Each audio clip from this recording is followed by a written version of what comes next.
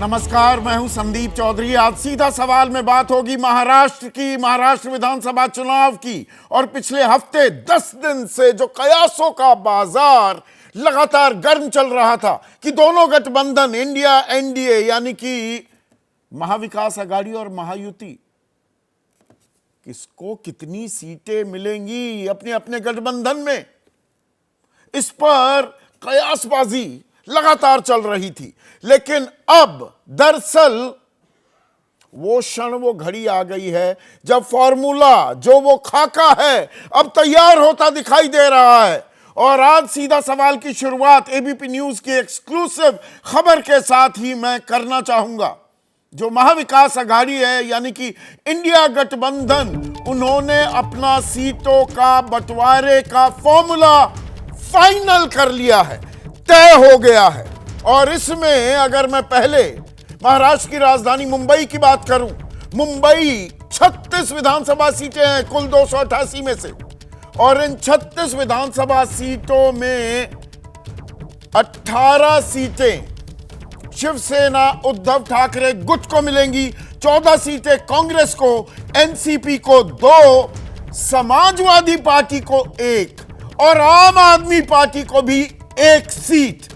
यानी कि यह दरअसल सिर्फ महाविकास अघाड़ी की बात नहीं रह गई है, यह इंडिया गठबंधन एक शक्ल अख्तियार करता दिखाई दे रहा है। हरियाणा में जो एक बड़ी दिक्कत दिखी थी, कांग्रेस जो अपने घोड़े पर सवार थी, थोड़ा दम्भ गुरूर लोकसभा चुनाव के बाद आता दिखा था, अब क्या दरिया दिली दिखाने का वक्त भी आ गया है। और इंडिया गठबंधन को क्या यह समझ में आ रहा है कि सब साथ चलेंगे तभी नैया पार हो पाएगी। तो यहां पर आज दिलचस्प बात यह है कि पोस्टर्स भी लगा दिए गए हैं। पोस्टर्स मुंबई में, बटोगे तो कटोगे, बटोगे तो कटोगे। और ये कांग्रेस से बीजेपी में आए एक नेता ने योगी आदित्यनाथ के इस बयान को लिखा है। लेकिन बटोगे तो कटोगे, ये बात क्या इंडिया गठबंधन को भी समझ में आती दिखाई दे रही है? तो यह तस्वीर मुंबई की, लेकिन बड़ी तस्वीर क्या है? 288 सीट जो महाराष्ट्र की हैं, उसका फॉर्मूला भी सामने आ गया है। कांग्रेस सबसे ज्यादा सीटों पर लड़ने वाली है। महाविकास अघाड़ी में वो लीडिंग पार्टी बनने वाली है। 103 से 108 सीटों पर कांग्रेस, शिवसेना उद्धव गुट को 90 से 95 सीटें मिल सकती हैं।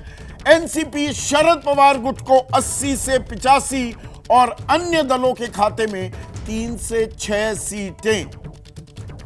अब समाजवादी पार्टी 12 सीटों की बात कह रही थी, 5 की घोषणा भी कर दी है, एक मुंबई से उनको सीट दे दी गई है। तो क्या बात बन गई है? और 8 बजे तक जो ये लिस्ट है उसमें पहली सूची उम्मीदवारों की वो जारी करने की भी खबर आ रही है। मेरे सहयोगी गणेश ठाकुर मेरे साथ मुंबई से जुड़ गए हैं। गणेश, आखिरकार इंडिया गठबंधन, ये इंडिया गठबंधन की लिस्ट में कह रहा हूं, महाविकास अघाड़ी ही नहीं, साथ चलेंगे तभी नैया पार होगी, ये समझ में आता दिखाई दे रहा है पहली नजर। जी बिल्कुल संदीप, और दबाव भाजपा की तरफ से पहले आया था क्योंकि भाजपा ने इन सभी झगड़ों से खुद को दरकिनार करते हुए 99 सीटों की पहली लिस्ट जारी की, जिसके बाद दबाव बना। उसके बाद भी अंदरूनी झगड़े चलते रहे कांग्रेस और शिवसेना उद्धव ठाकरे गुट के बीच में। कल दिन भर इसका सिलसिला जारी था, लेकिन आखिरकार ये, जैसा आपने कहा कि साथ रहेंगे तो ही नैया पार होगी, यही बात महाविकास आघाड़ी को पता है और यही वजह थी कि साथ रहे और लोकसभा में अच्छा परफॉर्मेंस लाया। इस बार जब कॉन्फिडेंस बढ़ा कि सरकार आएगी तो झगड़े शुरू हो गए थे, जो गलती लोकसभा में महायुति ने की थी, यानी भाजपा और शिवसेना। और तो इन झगड़ों में मुंबई और विदर्भ बैटल ग्राउंड बन रहे थे गणेश। मुंबई में 18 सीटें शिवसेना उद्धव ठाकरे गुट, 14 कांग्रेस। तो विदर्भ में क्या हम ये मानकर चले, विदर्भ का फॉर्मूला अभी तक आपने हमसे साझा नहीं किया है, सबसे पहले आप ही ने ये खबर ब्रेक की है। विदर्भ की जो सीटें हैं वहां पर 3 खास सीटों पर शिवसेना अड़ी हुई थी, भाई ये तो देनी पड़ेंगी हमें। तो वहां पर भी मामला सुलझ गया है, सब कुछ सुलझ गया है। जी जी बिल्कुल संदीप, एक एक कदम दोनों यानी कांग्रेस और उद्धव ठाकरे गुट पीछे आए हैं। तो लगभग 2 से 3 सीटें कांग्रेस शिवसेना को देने के लिए तैयार है और 66 सीटें विदर्भ में हैं, जिनमें जहां पर हम देखें 36 में से 18 यानी 50% सीटें शिवसेना को दी है, क्योंकि मुंबई में शिवसेना का वर्चस्व है। वहीं विदर्भ में कांग्रेस का वर्चस्व है, तो वहां पर भी लगभग 30 प्लस सीटें कांग्रेस को मिलेंगी। 35 तक सीटें कांग्रेस को दी जाएंगी, ऐसा बताया जा रहा है। जो फॉर्मूला हमने बताया है उस पर कंसेंसस बन गया है। 103 से 108 सीटें कांग्रेस लड़ने के लिए तैयार है, उस पर बात हो रही है, बंटवारा हो चुका है। 90 से 95 सीटें ये शिवसेना उद्धव ठाकरे गुट को गई हैं। एनसीपी 10 जिलों में फैली हुई है, प्रमुख तौर पर पश्चिम महाराष्ट्र, मराठवाड़ा, इन जगहों पर। उन्हें भी 2 सीटें मुंबई में दी गई हैं। अनुशक्ति नगर और घाटकोपर की सीट उनको दी गई है, ऐसा बताया जा रहा है। 80 से 85 सीटें ये और इसमें दिलचस्प बात यह है कि समाजवादी पार्टी को भी एक सीट दी गई है थोड़ा सा, और आम आदमी पार्टी को भी एक सीट दी गई है। पर अखिलेश यादव जो 12 सीटों पर ताल ठोक रहे थे, 5 उम्मीदवारों के नामों की घोषणा भी कर दी, क्या वो भी इस फॉर्मूले को लेकर राजी हो गए हैं? बिल्कुल नहीं संदीप, यही मैं कहने की कोशिश कर रहा हूं आपसे कि 3 से 6 की बात जो आ रही है छोटे दलों को, वो उस पर राजी होंगे नहीं। और मेरी जानकारी है कि अखिलेश यादव को ये फॉर्मूला या 2 सीटें उनको जो दी जा रही है भिवंडी और मानखुर्द शिवाजी नगर की, उस पर वो सिर्फ राजी होंगे नहीं। 12 सीटें मांग रहे थे और अगर ये फॉर्मूला मान्य नहीं हुआ तो 14 से 15 सीटों पर अलायंस के साथ जाते हुए नहीं, लेकिन एक फ्रेंडली फाइट के तौर पर अखिलेश यादव 14 से 15 उम्मीदवार अपने महाराष्ट्र के अलग अलग हिस्सों में ले जा सकते हैं, उतार सकते हैं, जिसमें मालेगांव, नासिक की बात हम कर रहे थे, मुंबई की बात कर रहे हैं, उत्तर प्रदेश में जो 9 सीटों पर उपचुनाव होने वाले हैं, 13 नवंबर को ये उपचुनाव हैं, वहां अभी 2 सीटें छोड़ रखी हैं कांग्रेस के लिए। वहां भी कदमताल होती है या नहीं, तो महाराष्ट्र का असर उत्तर प्रदेश में भी दिखाई देगा। फॉर्मूला तय हो गया है महायुति का भी, यानी कि एनडीए गठबंधन का भी। और जो जानकारी हमारे पास है, 288 में से 155 सीटें बीजेपी वहां पर लड़ती दिखाई देगी। बड़ा बिग ब्रदर, बड़ा भाई महायुति गठबंधन का बीजेपी होने वाली है। शिवसेना शिंदे गुट को 78 सीटें मिलेंगी, जबकि एनसीपी अजित पवार गुट को 55 सीटें दिए जाने पर रजामंदी, या मैं कहूं सहमति बनती दिखाई दे रही है। अब इसमें कमजोर कड़ी कौन? यह अपने आप में एक अहम सवाल हो जाता है, और यह सवाल इसलिए भी जरूरी है क्योंकि अगर हम 2024 जो अभी चुनाव हुए, लोकसभा चुनाव की बात करें, तो यहां पर 30 सीटें जीतने में महाविकास अघाड़ी कामयाब हुआ था, यानी कि इंडिया गठबंधन 17 सीटें गई थी एनडीए गठबंधन के पास। और इन्हें अगर विधानसभा सीटों में बढ़त के हिसाब से आकलन करें तो महाविकास अघाड़ी 151 सीटों पर बढ़त बनाते हुए दिखी, 145 बहुमत का आंकड़ा है वहां पर, और महायुति 127 पर। और इसमें महाविकास अघाड़ी में कांग्रेस ने सबसे ज्यादा 63 सीटों पर बढ़त बनाई थी, शिवसेना ने 56, और उसी फॉर्मूले को आज सीट बंटवारे में तब्दील भी करते दिख रहे हैं कि भाई कांग्रेस सबसे ज्यादा सीटों पर लड़े। और एनसीपी शरद पवार गुट 32 सीटों पर बढ़त बनाई थी, जबकि एनडीए की बात करें तो बीजेपी सिंगल लार्जेस्ट पार्टी बनकर उभरी। अगर हम बढ़त की बात करें, 83 सीटों पर सबसे आगे शिवसेना शिंदे गुट 38 पर आगे। 7 सीटें वो जीत गए थे लोकसभा की, लेकिन विधानसभा में वो 9 सीट पर बढ़त बनाई थी बीजेपी ने, लेकिन 83 पर उन्होंने विधानसभा में आगे बढ़त बनाई।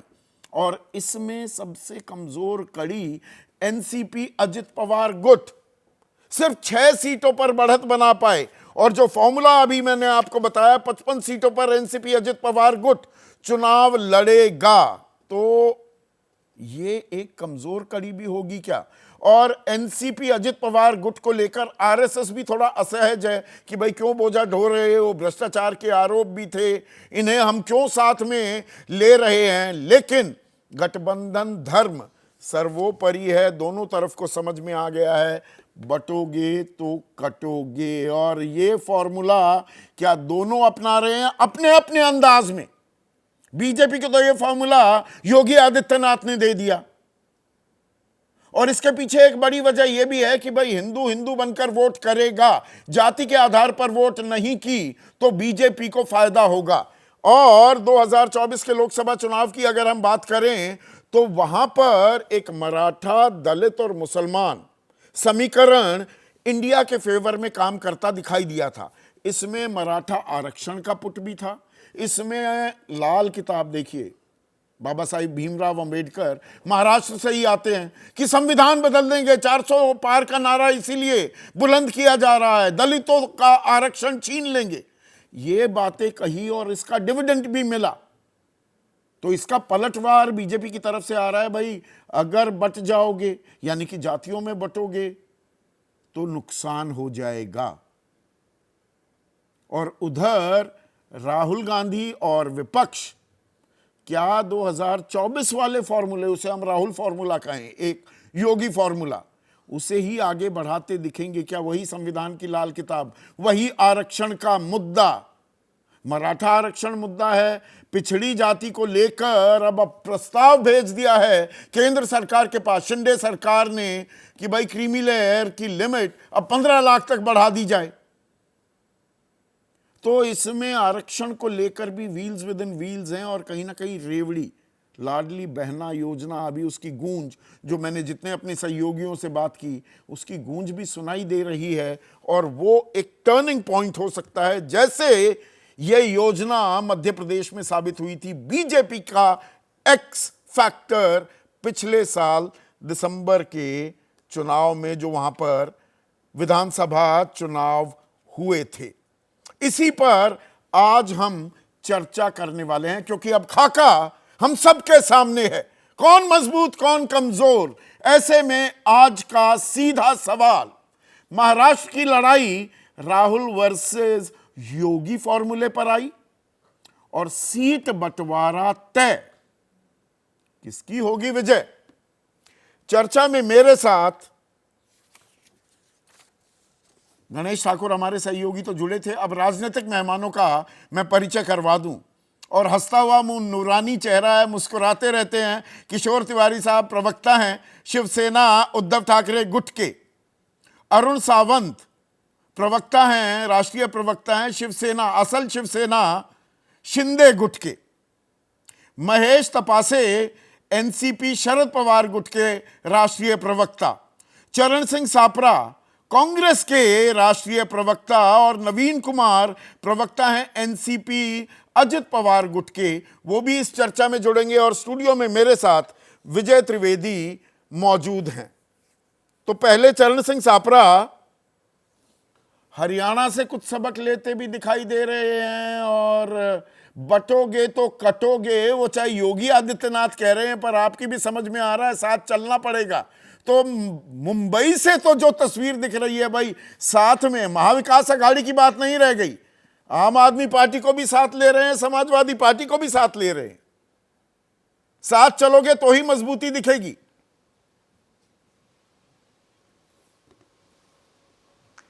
देखिए संदीप जी, सच बात है। और इंडिया गठबंधन को यहाँ पर चर्चा हुई थी कि इंडिया गठबंधन के ज़्यादा से ज़्यादा घटक दल है वो साथ में रहने चाहिए महाराष्ट्र के अंदर, और उसको मुझे नज़र आ रहा है कि महाविकास आघाड़ी की हम तीनों पार्टियों ने उसको माना है, और जिस तरह से आप भी दिखा रहे हैं। अब बात आती है कि बटेंगे तो कटेंगे। भारतीय जनता पार्टी के पास में और कोई मुद्दे नहीं बचे हैं।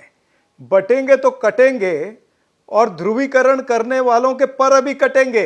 ये महाराष्ट्र की जनता इनके पर काटने वाली है। आज पर आप भी आपस में बटोगे, अलग अलग तरफ चलोगे तो इंडिया भी नुकसान उठाता है, इंडिया गठबंधन। ये आपके लिए भी तो लागू होता है ना चरण सिंह सापरा?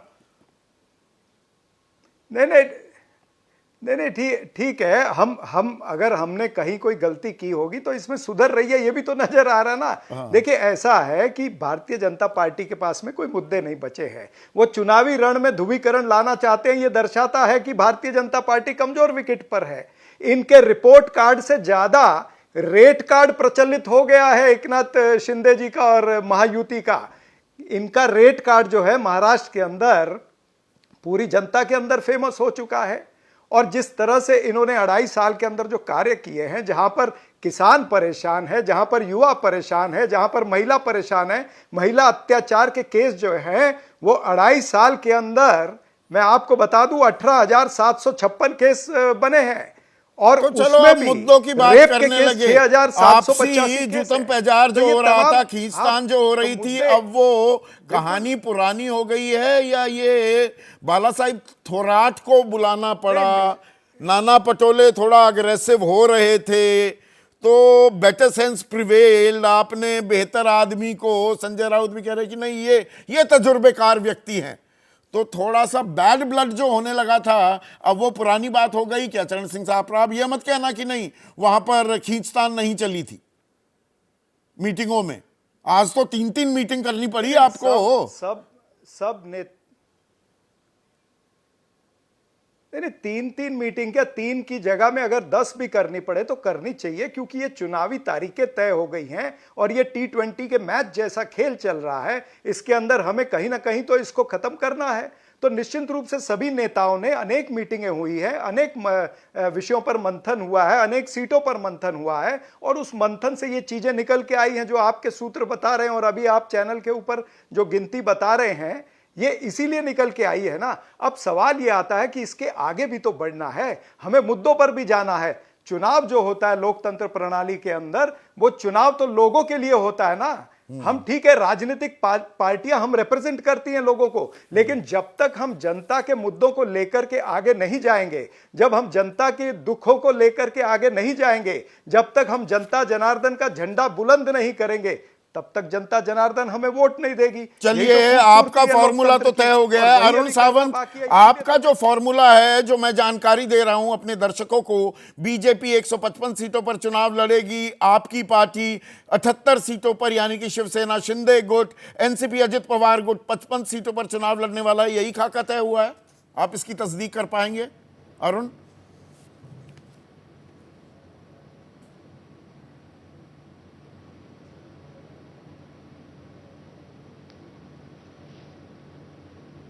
अरुण, आपको आवाज आ रही है? आपसे था सवाल ये।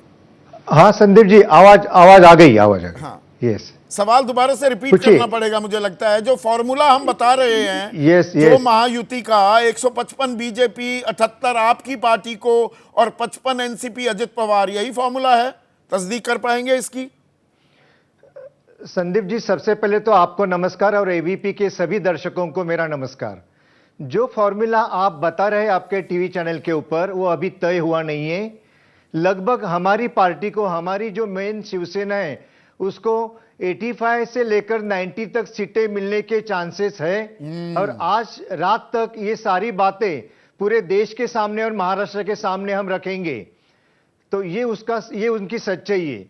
दूसरी बात, जिस प्रकार से अभी सप्रा जी ने कहा कि बटेंगे तो कटेंगे, इसके ऊपर उन्होंने कुछ टिप्पणी की, उसी प्रकार से हम सारे, हमारी जो महाविकास आघाड़ी है उनकी, वो सब एक है। इतना सब कहने के बावजूद भी उनको शरद पवार जी के पास बिचौलिया बनाकर जाना पड़ रहे हैं। नाना पटोले और संजय राउत में हर आए दिन का झगड़ा पूरी दुनिया देख रही है। इस महाराष्ट्र में कुछ भी तो झगड़ा चल ही रहा है। रिपोर्ट कार्ड में आपके यहाँ सब कुछ हंकी डोरी कहाँ है कि सब कुछ बड़ी सहजता से हो रहा है? अरुण भाई, वो तो बीजेपी की डर से आप बोल नहीं पाते। अब ये जो आंकड़ा हम बता रहे हैं 78 सीट, आप खुद कह रहे हैं 90 आप चाहेंगे, आपका फॉर्मूला तो आ जाना चाहिए था अभी तक सामने। 99 सीटों का तो ऐलान कर दिया, उम्मीदवारों की सूची जारी कर दी बीजेपी ने, पर बंटवारे का फॉर्मूला सामने नहीं आया। पहले 99 सीट हमारे ही महायुति ने डिक्लेयर किया है, बीजेपी ने। हाँ। हमारा भी फॉर्मूला तैयार है, कोई चिंता करने की आवश्यकता नहीं।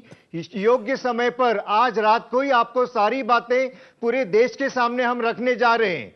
लेकिन जो टिप्पणियां विरोधी आघाड़ी के पास से हो रही, महाविकास आघाड़ी के पास से, उसके ऊपर भी आंसर देना जरूरी है। जिस प्रकार से सप्रा जी ने कहा कि इस राज्य में कुछ भी काम हुआ नहीं है, तो हमारे पास पूरा रिपोर्ट कार्ड है जो पूरा महाराष्ट्र की जनता जानती है कि पिछले 2.5 साल में इस महायुति की ओर से क्या क्या काम किए हमने और महाविकास आघाड़ी को किस प्रकार से करारा जवाब दिया है। इनके पास कोई विजन नहीं है, इसीलिए वो जो हमारा घोष वाक्य है बटेंगे तो कटेंगे, वही एक मुद्दा लेकर अभी पिछले 2 इतना दिन से काम बातें किया कर रहे हैं। है अब अरुण पार्टी के पास भाई। विजन होना अरुण चाहिए। भाई वो तो देखिए विजन- जनता तय करेगी। 2.5 साल में उद्धव ठाकरे ने अच्छा काम किया है, 2.5 साल में आपने अच्छा काम किया। 80 घंटे के ही मुख्यमंत्री बने थे देवेंद्र फडणवीस तो। पर चुनावों की तारीखों की घोषणा से पहले, यानी कि आचार संहिता लागू होने से 10 दिन पहले वाला अगर हम वाकफा उस पर नजर डालें, 1250 के करीब फैसले आपने लिए। आखिरी दिनों में तो झड़ी लगा दी और ये 1500 रुपए क्या एक्स फैक्टर होने वाला है? लाडली बहना खेल पलटेगा या 2.5 साल का काम? संदीप जी 2.5 साल में जो हमने काम किए वो, और आखिरी 6 महीनों में अभी मुख्यमंत्री माझी लाड़की बहन ये जो योजना है, ये सभी काम इस महाराष्ट्र के वोटरों के मन में भाए हैं और इसीलिए सारी जनता हमें चुनकर फिर एक बार आगे आने वाले 5 सालों के लिए फिर से सत्ता की चाबी हमारे हाथ में सौंपने जा रही है। लाडली बहना की जो योजना हमारी है वो प्रचंड यशस्वी हुई है। अभी आप देखिए 1,96,00,000 महिलाओं ने उसका फायदा लिया और यही इसी की वजह से तो ये एक्स जो फैक्टर विरोधी होगा पक्ष या है, काट की उनके आंधी बार पैरों बार तले नहीं जमीन चढ़ती है? खिसक मध्य गई। प्रदेश में फायदा दे गई, महाराष्ट्र में भी देगी या नहीं देगी? किशोर तिवारी, पर ये अब आपकी पार्टी ने भी मान लिया कि बिग ब्रदर महाविकास आघाड़ी में कांग्रेस है। इससे आने वाले दिनों के भी संकेत मिल रहे हैं क्या महाविकास आघाड़ी के? देखो, अब हम चुनाव के मूड में चले गए। हाँ, हाँ, अब लड़ाई कांग्रेस छोड़िए, को- अब लड़ाई छोड़िए, अब चुनाव लड़ना है। हाँ, मैं बता रहा हूँ। अगर तुम बोलोगे कि सावरकर पे ट्यूशन ले रहे क्या, तो वो ट्यूशन लेने का समय गया। हाँ, अभी देखो संदीप चौधरी, ये बहुत सीरियस चुनाव है। भारत के फाइनेंशियल कैपिटल को हथियाने के लिए उद्धव ठाकरे की सरकार गिरा दी गई। आपने देखा यहाँ 25 लाख करोड़ के प्रोजेक्ट महाराष्ट्र में पाइपलाइन में है।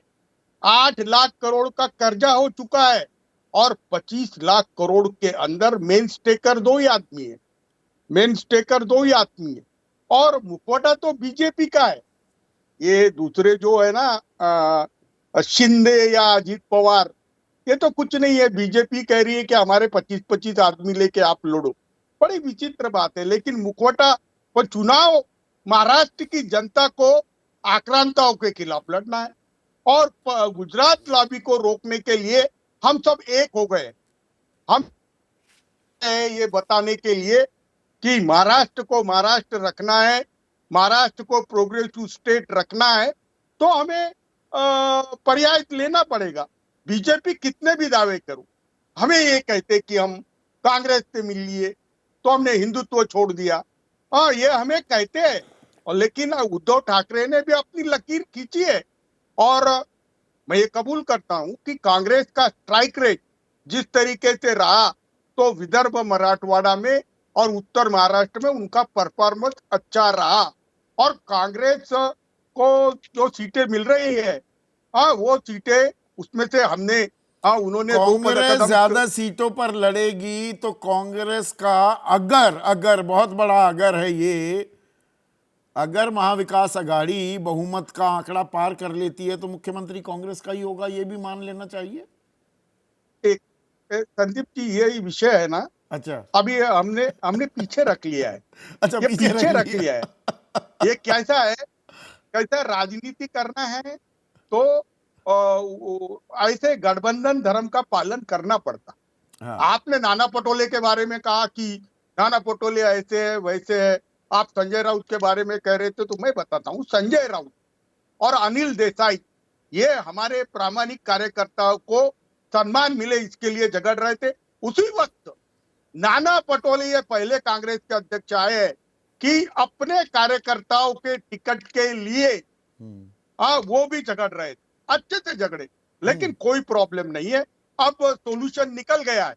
लेकिन सबसे बड़ी बात है कि महाराष्ट्र में ये कॉर्पोरेट लॉबी के खिलाफ चुनाव लड़ना है और अब कोई बयानबाजी ना एक करे। योगी फॉर्मूला, बटोगे तो कटोगे, एक आपका फॉर्मूला चला था 2024 के लोकसभा चुनाव में, आरक्षण का, संविधान का वो मुद्दा, वो दोबारा चल पाएगा? हरियाणा में चल नहीं पाया, वहां पर दलित वोट बैंक छिटकता दिखा कांग्रेस से। संदीप जी मैं बात कर रहा हूँ, हाँ, संविधान तो केंद्र सरकार बदलती है, लेकिन है ना, जिस तरह का हमारा बीजेपी से टूटा क्यों? मोदी जी और अमित शाह के बर्ताव से टूटा ना। उनको बंबई में उनको एकाधिकार चालू थी, तो ये सब चीजें बंबई मोदी जी के काम करने की पद्धति से है। हमारा बीजेपी से थोड़ी झगड़ा है, मैं अभी बता रहा हूँ। लेकिन जिस तरीके से उन्होंने बाला साहेब ठाकरे के लड़के को पदच्युत किया और हमारी पार्टी को तोड़ा, तो मैं बोल रहा हूँ अमित शाह और देवेंद्र फडणवीस से इसका बदला हम लेके रहेंगे। तो असली नकली की लड़ाई भी है, यारी गद्दारी का खेल भी है। नवीन कुमार, अब बीजेपी 155 सीटों पर लड़ेगी। शिंदे साहब को जो सीटें मिली हैं वो 78, हमारी जो जानकारी है, पर एकनाथ शिंदे दरअसल मुख्यमंत्री हैं। अभी मुख्यमंत्री का खेल, अगर हम महाविकास आघाड़ी से पूछते हैं, वो सवाल आपके लिए भी अब उतना ही लागू होता है। एकनाथ शिंदे ही मुख्यमंत्री होंगे अगर महायुति बहुमत का आंकड़ा पार करती है, या बीजेपी ताल ठोक रही है? आप आधी सीटों से ज्यादा पर अगर बीजेपी चुनाव लड़ रही है तो चेहरा तो उसका होना चाहिए, मुख्यमंत्री उसका होना चाहिए। संदीप चौधरी जी, पहले तो आप लंदन प्रवास होकर आए हैं, अभी चुनावी मैदान में कूदे हैं, सबको पूरी तरह से घेर लिए हैं। चलिए, साधुवाद आपको। हमारी पार्टी, ठीक है, आपने एक अनुमान भेजा है कि भाई 55 सीटों पर हमारा समझौता हो गया। संदीप जी, मैं इतना जरूर कहूंगा कि 55 मिनिमम रहेगा, हम इससे ज्यादा सीटों पर ही लड़ने जा रहे हैं। आप कुछ घंटे तक प्रतीक्षा करें, पूरी तरह से हमारे गठबंधन का सीट शेयरिंग आप तक पहुंच जाएगा। तो आप तो सबसे कमजोर कड़ी थे। 6 सीटों पर आपने बढ़त बनाई थी लोकसभा चुनाव को, नतीजों को विधानसभा की सीटों की बढ़त में अगर तब्दील करें, सिर्फ 6 सीटों पर बढ़त थी। आप तो सबसे कमजोर कड़ी, आप कह रहे हैं 55 से भी ज्यादा सीटें मिलेंगी आपको। आप एकदम, आपका कहना सही है संदीप जी। लोकसभा का चुनाव और विधानसभा के चुनाव के परिणाम जब देखेंगे हर जगह का, हरियाणा यहाँ ताजा घटना घटी है ना, लोकसभा में हमारे गठबंधन का क्या स्कोर रहा और अभी विधानसभा में हमने क्या कर दिया। आप यह कहिए कि अब महायुति सरकार दोबारा आने जा रही है, यह कहने में संकोच न करें। ये जो गठबंधन चला इंडिया ब्लॉक में, जितना ये उठापटक हुआ, ये किसी से छुपी हुई बात नहीं है। मुख्यमंत्री की लड़ाई वहां है, हमारे गठबंधन में मुख्यमंत्री की लड़ाई भी नहीं है। मतलब एकनाथ शिंदे ही मुख्यमंत्री रहेंगे, सारी बातें स्पष्ट। बहुमत अगर आप लाते हैं तो एकनाथ शिंदे ही मुख्यमंत्री रहेंगे। अभी चुनाव तो हो जाने दीजिए। तो मतलब आपके यहाँ भी वही दिल में लड्डू फूटा या डबल लड्डू फूटा, वो वाला खेल आपके यहाँ भी चल रहा है। हमारे गठबंधन में पारदर्शिता है संदीप जी, वहां की तरह वहां में हम लोग नहीं जीते हैं। नहीं, पारदर्शिता तो हमने देखी है। आपका महायुति का हिस्सा होने से 3 दिन पहले प्रधानमंत्री कह रहे थे एनसीपी का मतलब होता है नेचुरली करप्ट पार्टी, 70,000 करोड़ के घोटाले का आरोप लगा रहे थे और आपको वित्त मंत्री बना दिया गया। मतलब आपको का मतलब है अजित पवार को। नहीं संदीप जी आप भूल रहे हैं। आपने जिनका जिक्र किया उनके कुछ देर पहले एक मुख्यमंत्री ने यह आक्षेप हम पर लगाया था, उनका नाम क्यों नहीं ले रहे हैं आप? हाँ। एक मुख्यमंत्री ने इस बात को कई बार दोहराया था। ये सब दिनों की बात है। अब आइए, पिछले लोकसभा में जिस तरह का नैरेटिव तैयार किया गया था इंडिया ब्लॉक तरफ से, हाँ। जिसका फायदा उनको मिला था, हरियाणा में मुंह के बल गिरे हैं। वो नैरेटिव नहीं चलेगा। आरक्षण का मुद्दा, संविधान खतरे में से एक कारण एक समुदाय विशेष को खतरा, ये सब अब नहीं चलने वाला है। ये नहीं चलने जनता वाला ने है। हरियाणा में रिजेक्ट कर पर दिया। आप ही के दबाव में, अब नवीन बाबू, आप ही के दबाव में वो मदरसों में शिक्षकों की तनख्वाहें 6,000 से 16,000, 8 से 18,000 की गई। वैसे तो एनडीए कहता है, महायुति कहती है बटोगे तो कटोगे, हिंदू वोट बैंक की लामबंदी, पर आपको मुस्लिम वोट बैंक की भी दरकार है। आपके दबाव में ये बात भी माननी पड़ गई। बाकी हर जगह तो मदरसों पर अंकुश लगाने भाई, की बात करती है बीजेपी, चाहे वो उत्तराखंड हो, असम हो या उत्तर प्रदेश हो। नहीं, इस तरह की बात संविधान में, जो भी संवैधानिक दायरे के तहत रजिस्टर्ड सोसाइटी है, ये पॉलिटिकल पार्टी है, वो इस तरह की बात नहीं करती है। ये फ्रिक्शन में या किसी ये तो समुदाय की विशेष जा को रही है डिस्कार्ड ना, करने में, खुलेआम इसमें कोई 80-20 को विश्वास नहीं किया जा करता। रहा है। नहीं, ये देखिए, परसेप्शन बनाया जा रहा है इंडिया ब्लॉक तरफ से। अच्छा, हमारे गठबंधन के अगेंस्ट में एक समुदाय को भड़काया जा रहा है। केंद्रीय ऐसी बात मंत्री नहीं है। हैं गिरिराज सिंह, आपने संविधान कश्मीर में की देखा शपथ है। लेते हैं। जो संविधान अपनी उद्देशिका में कहता है we are a secular nation, हिंदू स्वाभिमान यात्रा निकाल रहे हैं, इस वक्त चल रही है वो। नहीं, आप वह गिरिराज सिंह उत्तर देंगे ना। अरे केंद्रीय आप मंत्री बीजेपी हैं, वाले सिर्फ हम संविधान एक की अलग शपथ पार्टी लेते हैं, हैं। यहाँ गठबंधन में, सरकार में। नहीं, आप यहाँ गठबंधन में, हम सरकार में हैं या सरकार चला रहे हैं महाराष्ट्र में, और चुनाव लड़ने जा रहे हैं, इस संदर्भ में बात कर रहे हैं। कोई भी पार्टी का क्या पॉलिसी है, उनके नेता क्या कह रहे हैं, वह उनका अपना चीज है। गठबंधन क्या कर रहा है, इस पर बात तो करनी राहुल चाहिए। फॉर्मूला नहीं चलेगा, योगी फॉर्मूला चलेगा। पर नहीं, राहुल फार्मूला चले या न चले, कम से कम जो नैरेटिव था आरक्षण संबंधी, वह अब नहीं चलने वाला है। संविधान खतरे में है, यह नैरेटिव नहीं चलेगा। जनता जान चुकी है, एक बड़े तबके को इन्होंने गुमराह किया था, अब वो हरियाणा में उत्तर दे चुका है वह जनता। महेश तपासे भी हमारे एक साथ लाख हैं, सत्ता में राष्ट्रीय नहीं आ प्रवक्ता हैं एनसीपी, दूसरे वाली एनसीपी जो है शरद पवार गुट। और शरद पवार के बारे में देखिए, अब दो चाणक्यों की भी बात कर ले महेश। एक चाणक्य हैं अमित शाह, बीजेपी महायुति की तरफ से। एक चाणक्य कहा जाता है शरद पवार को। ये शरद पवार जो आपस में खींचतान हो रही थी, उसको निपटा पाए। आज की तो 3 बैठकों का जो सिलसिला हुआ, वो शुरू सिल्वर ओक से ही, उन्हीं के आवाज से शुरू हुआ था। तो मानकर चला जाए अब सब कुछ चंगा सी, अब कोई गतिरोधक पुढ़े आहे वाला खेल नहीं है, अब कोई गतिरोधक नहीं रह गया है। राजनीति में गतिरोधक नहीं हुआ तो राजनीति कैसी? अगर गतिरोध नहीं हुआ तो आप बुलाएंगे क्यों संदीप जी हमें? हम चाहते हैं कि आप मुझे, किशोर जी को, हमारे सावंत साहब को, हमारे सापरा जी को बुलाते रहे। गतिरोध एक प्रेम प्यार की भावना है जो बीच बीच में उबड़ कर आती रहती है, और अच्छा रहता है कभी कभी कुछ ना कुछ विषय पे मन मुटाव होना, बातें करना। लेकिन दूसरी बात यह है कि देखिए, महाविकास आघाड़ी महाराष्ट्र बचाने के लिए कही। अब हमारे जो एनसीपी अजीत दादा के ग्रुप के जो मेंबर बैठे हैं, उन्होंने कहा कि इनका अभी जो नैरेटिव है वो संविधान बचाओ वाला, वो नहीं चलेगा। अरे हम तो महाराष्ट्र बचाने की बात कर रहे हैं, संविधान हम फिर बचाने की कोशिश करेंगे, लेकिन अभी फिलहाल महाराष्ट्र तो बचा लें।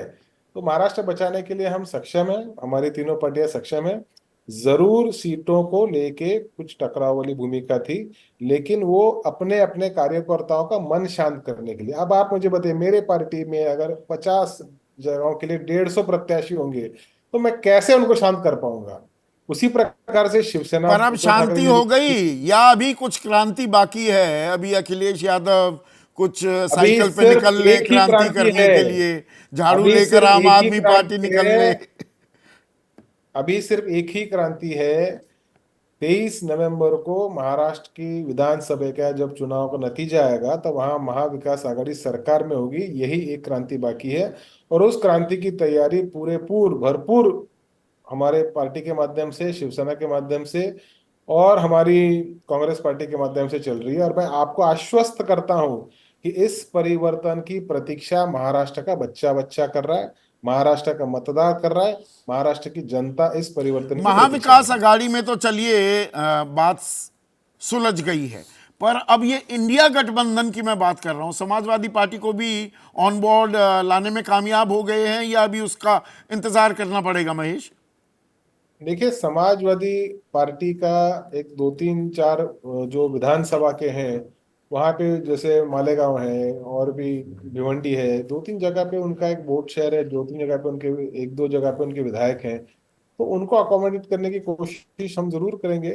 आम आदमी पार्टी की तरफ से शायद इस बार झारखंड या महाराष्ट्र में उनके प्रत्याशी नहीं खड़े होंगे, ऐसी न्यूज आ रही है। हमने भी ऑनलाइन भी पढ़ा, कुछ चैनल ने भी बताया, कुछ हमारे आम आदमी पार्टी के बड़े नेता उन्होंने भी कहा कि शायद उनकी लीडरशिप नहीं चाहती कि इस बार वो महाराष्ट्र या झारखंड में अपने प्रत्याशी खड़ी करें। लेकिन समाजवादी को अकोमोडेट करने के लिए हम कोशिश करेंगे, और मुझे पूरी तरह से आशा है कि एक स्मूथ ट्रांजिशन हमारे 288 सीटों का स्मूथ होगा। ट्रांजिशन होती हम दिखेगी। अब तय हो रहा है, खाका सामने आ रहा है।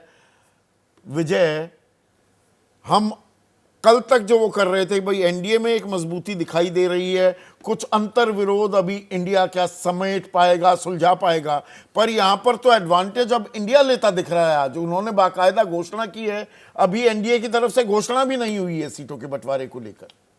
हाँ, घोषणा नहीं हुई, एडवांटेज है ही एमवीए को यदि वो घोषणा कर रहा है। वैसे अभी पूरी औपचारिक तौर पर नहीं हुई है पूरी घोषणा क्या हो रही है जैसे। और तपासी जी जो कह रहे हैं वो बात ठीक है कि स्पीड ब्रेकर्स जो है ना वो एक्सीडेंट को रोकने में मदद करते हैं कि गतिरोध हो तो थोड़ा सा दुर्घटनाएं कम होती हैं, और वो एक बड़ा व्यवहारिक लग रहा है जो फॉर्मूला, खास मोटे तौर मुंबई पर को लेकर। भाई 18 अच्छा सीटें फार्मूला लड़ेगी शिवसेना, वो उनका पारंपरिक गढ़ है, और विदर्भ में जो पेंच थे तो गिव एंड टेक होता आपको दिख रहा है। हाँ, मोटे तौर पर ये ठीक है क्योंकि शिवसेना का गढ़ मुंबई माना जाता है और वहाँ वो कितना जीत सकती है वही उसकी एक ताकत है बड़ी। और विदर्भ को लेकर कांग्रेस ने बड़ा अच्छे से काम किया है, परफॉर्म किया है। एनसीपी मराठवाड़ा में जिस तरह से काम कर रही है, तो मोटे तौर पर ये एक महत्वपूर्ण है। लेकिन दोनों में जो मुख्यमंत्री को लेकर एक और अच्छी बात ये हुई है कि जो एमवीए योगी जी के फॉर्मूले बटोगे तो कटोगे को खुद ने, उन्होंने चुनाव से पहले इन्होंने अपना लिया।